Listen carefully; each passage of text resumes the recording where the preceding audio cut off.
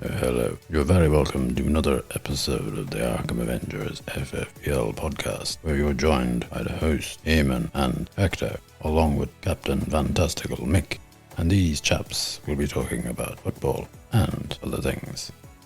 Do enjoy. Hello listeners, and you're very welcome to this week's episode. You're joining me, the host, and we have a full house with Eamon, Hector, and Captain Fantastical Mick. Lads, how are you all keeping? I'm not too bad. I am good. I'm well. Eamon? It's nice weather. It's very good. I had a look at the football on during the week. Ireland playing Ukraine this week and managing to get a draw. It was a good goal that scored, and hopefully that this will be something that some of these players can build on. And Mick? Well, thanks very much for having me back on the show. It's nice to be here and nice to see everybody smiling. Very, very happy. Very good. I'm pleased. Yeah, I'm doing well, thank you. And you were way off on your sunny travels. Well, I wouldn't quite say it was sunny travels. It was business. But yeah, look, I was travelling. Well, it's nice to see that you're back this week, and thank you for your participation. Anytime, Eamon, anytime. You know what I mean? I'm always here for the listeners, you guys. Can I ask before we get into the football side of things? Hector, how are we getting on with the Blue Suede shoes? Oh, don't talk to me about those. Why, what's wrong? Oh, I tell you something. I'm having a look, and you say, like, the Eamon said they try the next, but the price of the shoes is madness. And I found a pair of shoes online. They are Clarks, I think. Mono. I nearly had to take mortgage out to buy these. You know, they were all like 150, 180 euro. Like, what's the story with this? I think to myself, I'm going home in a couple of weeks' time. I may get them down home in Argentina. Very good. Or maybe I have to go to Brazil and get the shoes there. You know, I have a cousin or two who are over there, and they maybe be able to give me the shoes. We received confirmation, or I should say a correspondence from the Raglan Road manager, who was sending a link to a site where you could get these shoes. Yes, I saw those shoes. They're not suede, but they're blue. No, yeah, they were a little black on top unless some guy was kicking something with them. Why was he kicking a bag of coal? I looked at those shoes. I thought they were very stylish. I thought, Hector, if you had those on, you would be an esteemed member. Member of what? Of the circus. They looked great, those shoes, I have to say. They look fabulous. You could paint the tops in them red and they'd be absolutely super duper. I know, see, he's making fun of me now, so he is. I didn't see these shoes at all, but tell us something, Hector. You give me your shoe size, and when I'm on my travels down in France, I'll keep an eye out for you. Is that all right? Thank you very much, Mickey. At least you are understanding of this. You know, all I want to do is the Blue Suede shoes. Okay, well, sure, if anybody else has a link or knows where Hector might get reasonably priced Blue Suede shoes in the world, you can always contact us. Thank you. Very nice one. Thank you. Right, okay, lads. The season review, part 3. We're looking now at the remaining teams in the top 10. We've looked at the teams from 1st to 6th place. Eamon, I'll start you off first. In 7th place, of course, we had the Mighty Defenders. Give us a breakdown of what sort of a team they selected for game week 1. The Mighty Defenders, of course, was a new manager this season. They decided for a goalkeeper to go with Mesler from Leeds. Cancelo was there in defence with Tachette. Wan-Bissaka, who seems to have dropped off the radar altogether. It's a name that I had to scratch my head and think, who was this guy? Because I didn't really hear much of him for the rest of the season. Aspilicueta was there, Rudiger. Then they had Barnes, Rafinha, Grealish, Saka, Firmino. Their captain for game week 1 was Lacazette, and he didn't play. That meant 0 points. Their vice captain, though, was Barnes. He got them 6 points. Their total game week points in that week, game week 1, was 33 points. Their team selection for game week 38. Goalkeeper was Pope. Cancelo was here again. Janssen, Amartey, and Alexander-Arnold. Midfield consisted of Harrison, Son, Bruno Gomes, Fornals, and up front was Pukki and Kane. Their captain in game week 38 was Son. He got 24 points, and their total points for game week 38 amounted to 57. And they had a total number of 41 transfers with a total cost of 32. Good business? Well, certainly when you're not losing too many points, yeah, I agree. That was good trading, good business. 41 is probably in around the right area. I wouldn't like to go any higher than that. I think 45 should be your limit. You should be aiming, in my view, between the 30 and the 40. When you start going over there, you're liable to wander into the spoofer realm of losing a lot of points, not getting, the bang for a buck. Or if you're Hector, you're going to say buck for bang. Huh? Did I say it? You said that last week. I heard it. I didn't come back to you, but I heard it. Now, and their best run where this team were on the rise, game week 15 to game week 22, they went up 8 weeks. Their worst run, however, game week 6 and game week 7 at 2 weeks. But they also had game week 25 and game week 26 where they also went down 2 weeks. And game week 33 and game week 34, it went down another 2 weeks. And they had these periods throughout the season where they were dipping down. There was no big 4 or 5 weeks down and then up and down or rising.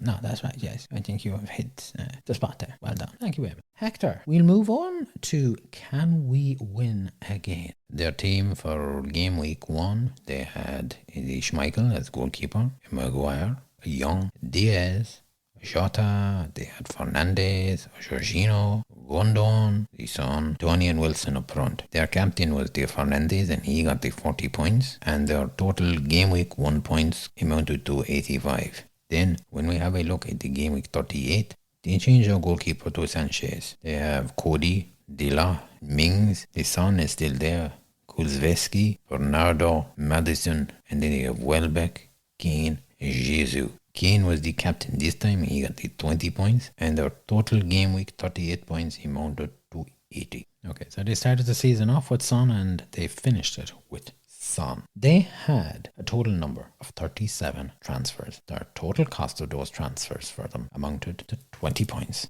I think, and that was quite reflective of where this player, this manager be for so long. I think even say, you have maybe 30, 40 transfers.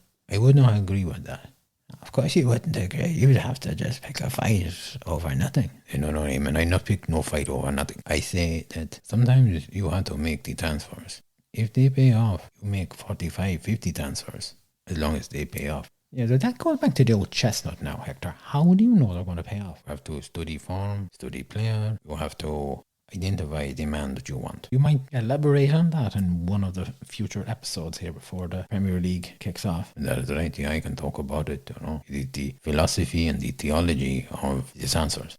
Any comment there from anybody, lads? You're very quiet. I don't know what to say. I mean, the philosophy and the theology of the transfers. I've never heard of this saying in all my days of football. I'm a little bit stumped. I thought for a second that Hector was going off down some sort of path when he started on about that theology stuff. Well, this is Hector for you. As I said, I'm sure you're going to elaborate on this. Not on this episode now, but maybe before the Premier League starts off, we'll be talking about what managers need to look out for, and you can give us a breakdown on the transfers. There is no problem. I'll do that. No problem. Okay, well, we'll get back to Can We Win Again here. Their best run, where they were on the rise. Now, in game week 13 to game week 16, they were 4 weeks on the rise. They were also on the rise in game week 22 to 25, another 4 weeks, and also game week 35 to 38, 4 weeks. They finished strongly. Their worst run, though, was game week 6 to game week 9, 4 weeks on the drop, and also game week 31 to game week 34, 4 weeks on the drop. Blightsome squad, of course, finished in 9th. Mick, do you like to take over on this? Well, their team for game week 1, they decided to have Martinez as the goalkeeper. Cresswell was there, Target, White, Mount, Salah was there as well, Fernandez,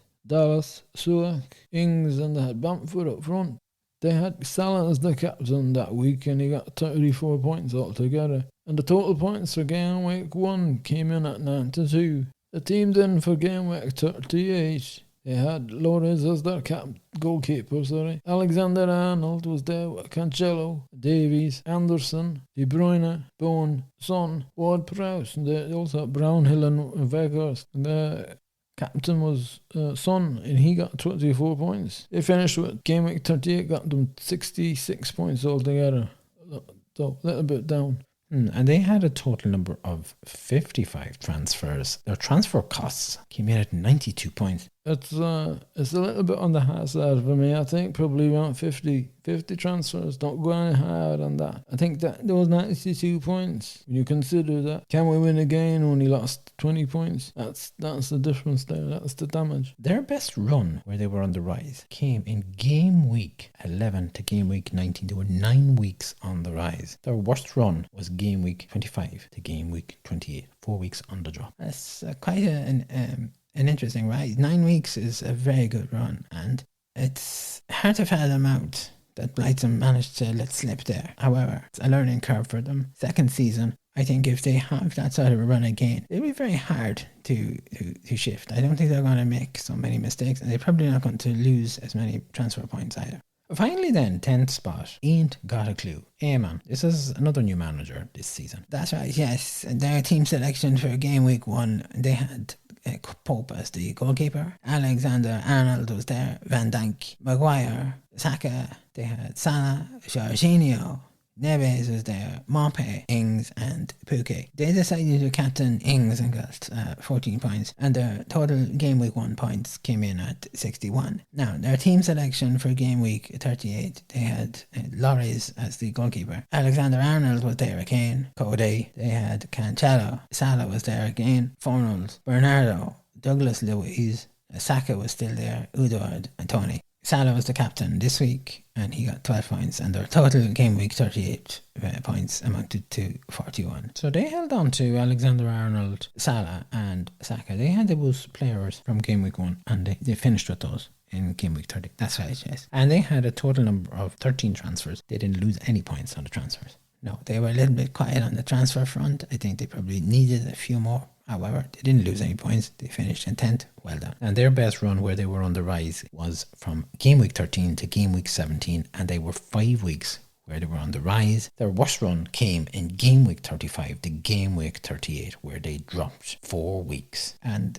coincidentally, they were dropping when Can We Win was on the rise, and that's the issue that lies around that there. Indeed. Okay. And that's it, folks. That is our review of the top 10 teams in the league. Thank you, lads. And it'll be interesting to see, number one, if some of these managers come back and how they get on. And number two, where they end up. Gentlemen, before we go, is there anything that you're keeping an eye on? I'm keeping an eye on the Chancellors, I have to say. And the Premier League fixtures come out at 9 a.m. I think it's British Standard Time on Thursday, the 16th of June. It'll be very interesting to see that, to see the fixtures. Regarding the Chancellors, Man City's signing of Erling Haaland is an interesting. Now, I wouldn't be rushing out the door for him straight away, I'd have to say myself. And I think he'll need a little bit of time to get used to the Premier League. He certainly, though, is somebody I would be watching. He can finish well with both feet. He's 6'4". He's tall, and tall is good in the box. And listen, he's a striker. He was born in Leeds, and like his father,